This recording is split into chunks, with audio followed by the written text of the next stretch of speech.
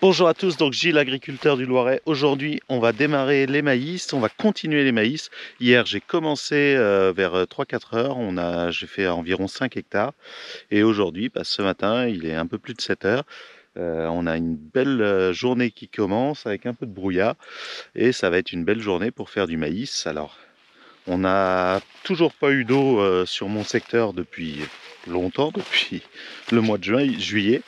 Donc on a des conditions extra pour faire les maïs. Les maïs sont secs alors qu'on est sur une partie de maïs irrigué. J'ai jamais livré des maïs aussi peu secs. Là, la première benne qu'on a sortie était à 17. Bon, il y a des chances que les prochaines soient un petit peu plus élevées, on va voir. On va voir un petit peu tout ça aujourd'hui dans cette vidéo. Donc l'objectif, j'ai 35 hectares de maïs. Hier soir, j'ai réussi à en faire 5. Il reste 30 hectares. On va essayer de faire ça dans la journée. Ce soir, ils annoncent un petit peu de pluie. Même si j'y crois pas trop, ce serait bien qu'on ait fini ce soir. Alors, voilà le matériel avec lequel on va travailler. Mon 720 avec une Mopu 3 essieux, donc une 24 tonnes, donc qui est la benne d'un collègue, Jean-Pierre.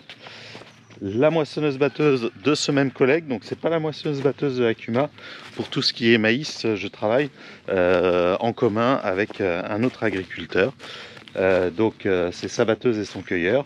Donc la batteuse, une 7130, donc un petit peu plus grosse que celle de l'Akuma.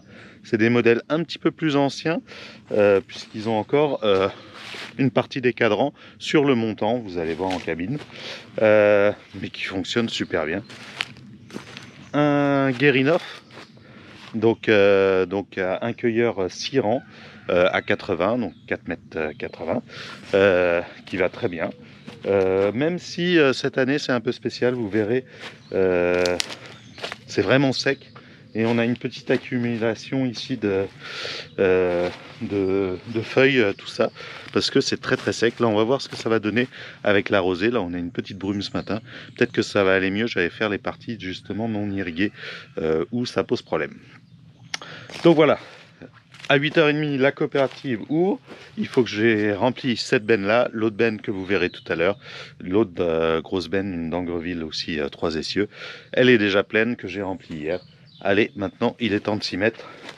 On va aller démarrer la batteuse et on va commencer. Ça se passe très bien avec l'humidité dans le cueilleur parce qu'on a moins de problèmes de feuilles qui stagnent. Par contre, il faut que je fasse gaffe à mes grilles parce que je vois qu'elles se chargent quand même plus.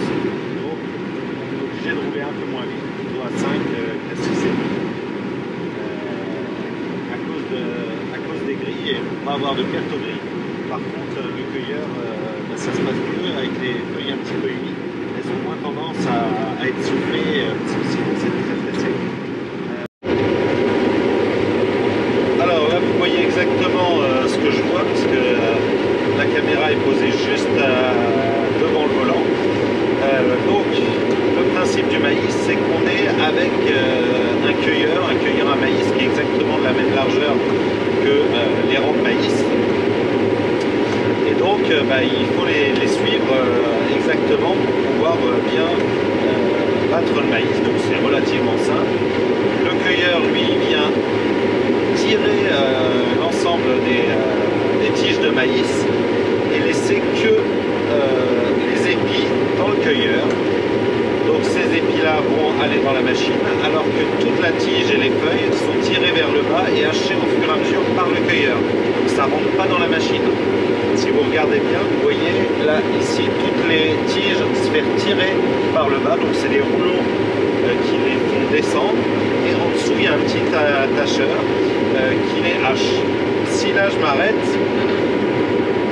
et qu'on recule un tout petit peu la coupe, vous verrez que tout est haché en dessous déjà. Donc ça rentre pas dans la machine, ça reste bien ici, directement par ces rouleaux qui viennent arracher, qui viennent hacher au fur et à mesure le maïs. Hop, on va reprendre. Donc là, quand c'est du maïs irrigué, pas de souci. Les maïs sont bien hauts, aucun problème. Par contre, vous allez voir, là on va arriver dans du non irrigué. Quasiment pas sur ce tour là, mais un petit peu. Et donc là, les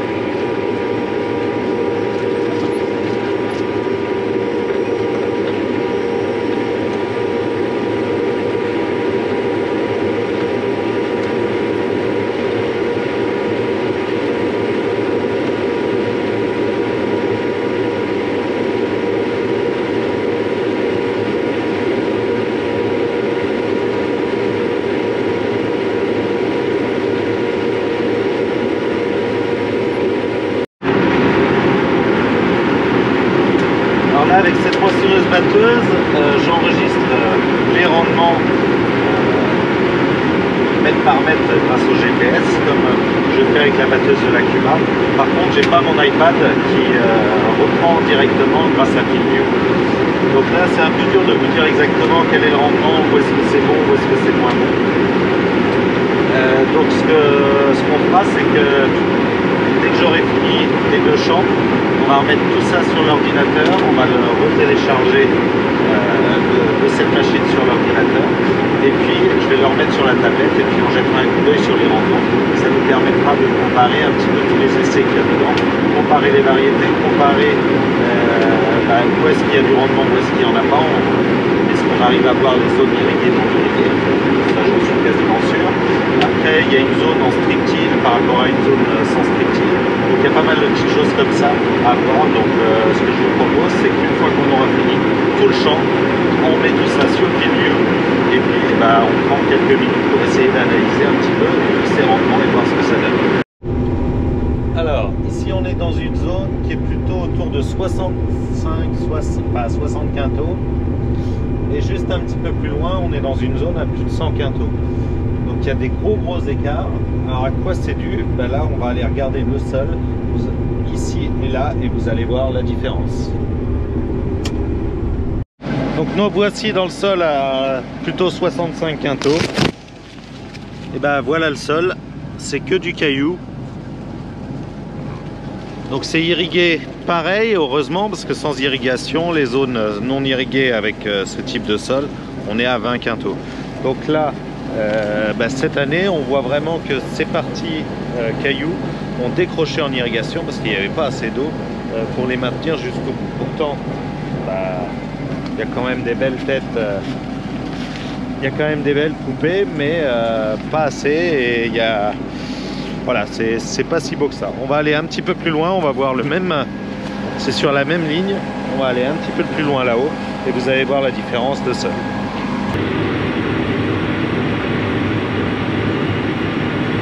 Donc là, nous voici dans la partie un petit peu meilleure. Au niveau du sol, on a toujours quelques cailloux, mais beaucoup moins, et on est sur du limon beaucoup plus profond. Donc plus profond, ça veut dire plus de réserve d'eau, de réserve utile, et donc un maïs qui est beaucoup plus beau.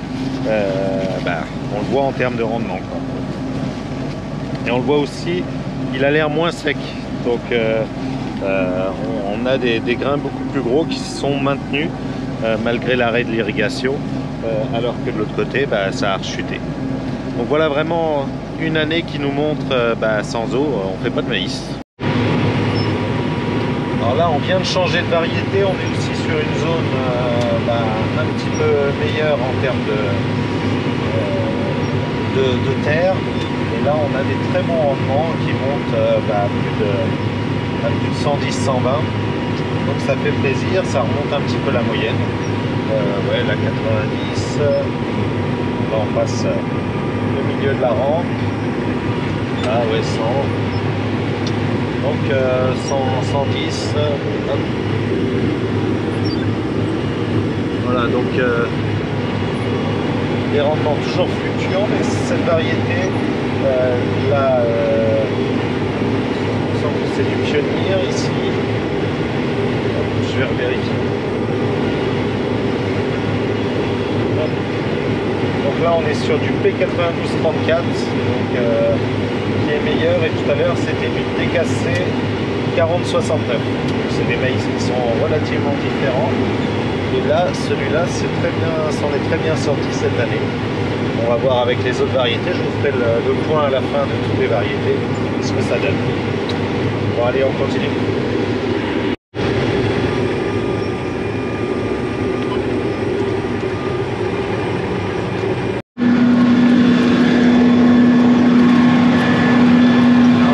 M'arrêter en urgence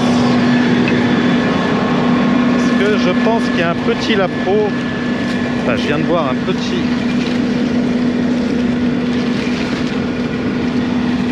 Alors, il était par ici. Tenez, il est là.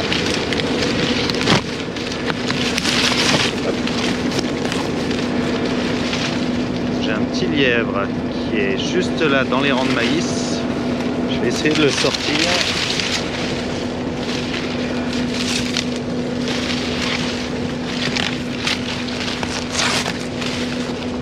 il est là.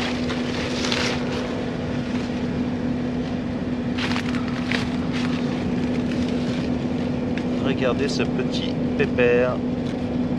Bon, malheureusement il a peur, on va essayer de le sortir. Donc il a un petit peu peur, on va essayer de le sortir pour surtout pas l'écraser. Sans le toucher.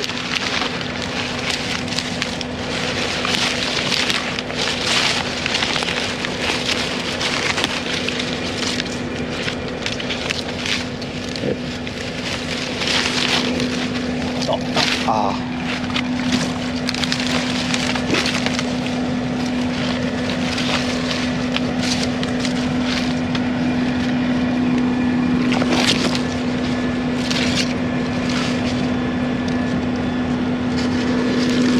Bon, il s'est remis dans un rang un peu plus loin, mais je l'ai perdu. J'espère que je vais pas l'écraser. On fera gaffe au retour. C'est toujours un petit peu dangereux. Ça fait partie du côté sympa du battage du maïs, c'est qu'on voit pas mal de gibier. On voit bien sûr des chevreuils, des fois des sangliers. On va voir si on va les voir. Parce qu'il y a une mer avec des petits dans ce champ-là. Là, ce que j'ai vu pour l'instant, c'est ce petit lapot, un autre magnifique lièvre. J'ai vu 3 faisans, au moins une dizaine de perdrix. C'est vraiment agréable. Et souvent, dans les derniers tours, j'essaierai de vous filmer.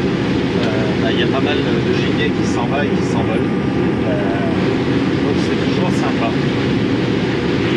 Ici dans la partie strip-till, donc c'est un autre type de travail du sol où on a juste travaillé la ligne de semi avec une lampe. D'ailleurs vous pouvez voir là dans les images, il reste toujours la paille de blé au milieu parce qu'elle n'a pas été remplie, elle n'a pas été travaillée comme tout le reste du champ. Là on avait fait un travail profond du sol. Alors qu'est-ce que ça donne? Les rendements sont là, j'ai l'impression qu'ils sont un petit peu plus faibles. En tout cas ça monte moins haut que de l'autre côté. Le maïs était un petit peu plus petit, ouais, il paraît plus petit que sur l'autre partie. Enfin, c'est assez dur à dire, hein, c'est très subjectif. On regardera après réellement les rendements une fois qu'on aura fait toute cette partie-là. On aura tout remis sur l'iPad pour pouvoir activer, pour pouvoir voir ce que ça donne réellement. Là, je monte quand même à plus de 10 tonnes, donc c'est pas mauvais. Mais il y a des zones un peu moins bonnes. Voilà. Dans la partie pendant l'année, je voyais qu'il décrochait un petit peu plus quand il y avait de la chaleur. Les feuilles se brillaient un petit peu plus. Quelles vont être les conséquences sur le rendement? Ça, allez, on verra tout ça en fin de vidéo dès que j'aurai tout remis sur la clé.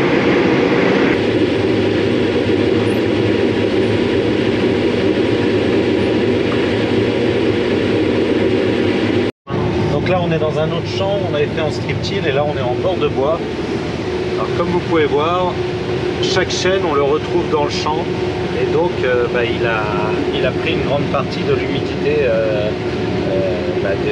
des maïs.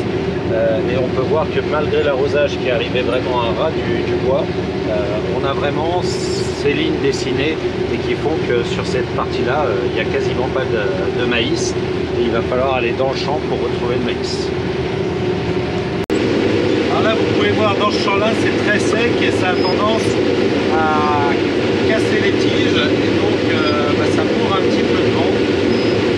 On ne peut pas aller très vite, alors que normalement toutes les tiges devraient descendre entières par le cueilleur. Là, il y en a une grande partie qui rentre dans la machine. Ça, c'est la particularité de cette année, c'est que les tiges sont très sèches et très cassantes.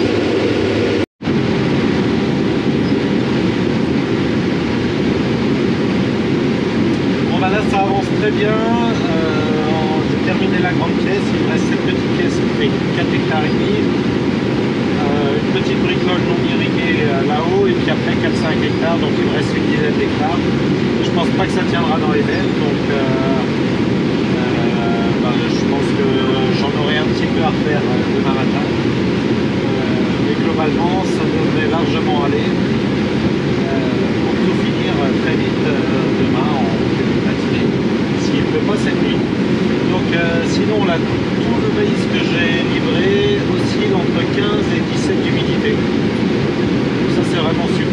très peu de frais de séchage. Cette différence de frais de séchage, ça va à peu près faire, d'habitude j'ai 20 € tonne de frais de séchage sur un prix de 150 €, donc j'ai 12-13% de frais de séchage. Et donc là, on peut se dire que ça va faire 12-13% de revenus en plus, donc c'est plutôt une bonne chose. Ça va, même s'il y a un peu moins de rendement, ça va compenser en partie. Donc là, ce qu'on fait, c'est que je vous retrouve là dans quelques secondes, pour du moins dans un jour, une fois que tout sera terminé, pour pouvoir regarder sur l'iPad les rendements. Donc voilà, ça y est, j'ai remis l'ensemble des éléments sur la tablette et maintenant on va aller regarder un petit peu plus tout ça en détail. Je vous enregistre l'écran, on va le mettre là juste à côté et on va essayer de voir un petit peu ce que ça donne. Alors première chose, on va aller dans l'analyse et aujourd'hui le rendement moyen, ça me donne 6,3 tonnes à l'hectare, donc relativement faible, et vous voyez qu'il y a des grosses différences. La grande pièce qui fait 25 hectares, elle fait autour de un petit peu moins de 7 tonnes. Alors il est toujours un petit peu pessimiste, hein. La pointe, elle fait seulement 5 tonnes, les silos 5 tonnes aussi. Bon, il y a un petit bout, là c'était que du non irrigué, 0,1 hectare qui fait 1 tonne 5. Donc la différence entre ces différents champs, c'est qu'on a la pointe et les silos qui étaient beaucoup moins irrigués, et le jardin, c'est là où j'avais la rampe et puis les passages d'enrouleur, où là j'ai le mieux irrigué, mais j'arrive qu'à à peine 7 tonnes, alors que d'habitude je fais plutôt autour de 9 tonnes. Donc une baisse assez importante, et le rendement moyen, on est à même pas 6 tonnes. Enfin, on est un peu plus de 6 tonnes. Ce qui est faible par rapport à la moyenne, puisque ça fait quasiment 30% en moins. Donc, allons voir maintenant un petit peu plus en détail sur la carte, et là on va prendre la carte du jardin. Donc là vous pouvez voir au niveau de... Mince, je vais pas pouvoir vous le montrer. On va le prendre comme ça. Ici, on avait la rampe d'irrigation. Donc c'est pour ça qu'on voit là ce trait un petit peu moins bon. Elle tournait ici, elle revenait là et elle finissait ici. Donc là en haut, tout ça était non irrigué, c'est pour ça que c'est tout dans le rouge, en dessous de 4 tonnes. Tous les tours, on voit dès qu'on est dans un bout de pointe, un côté non irrigué, concrètement c'est très très mauvais. Et c'est ce qui fait notre baisse. Il y a des zones très bonnes et il y a d'autres zones très mauvaises. Prenons par exemple, ici en plein milieu, on a là les bandes bleues que vous pouvez voir sur la carte, c'est les zones en strip-till. Ce qu'on va faire, c'est que on va créer une zone de parcelle en sélectionnant justement les passages qu'il y a sur cette partie-là. Et donc, cette partie strip-till a fait un rendement moyen, ça va arriver, ça met un petit peu de temps, de 7,3 tonnes à l'hectare. Donc c'est la variété P9234. Et concrètement, voilà, 7,3 tonnes à l'hectare.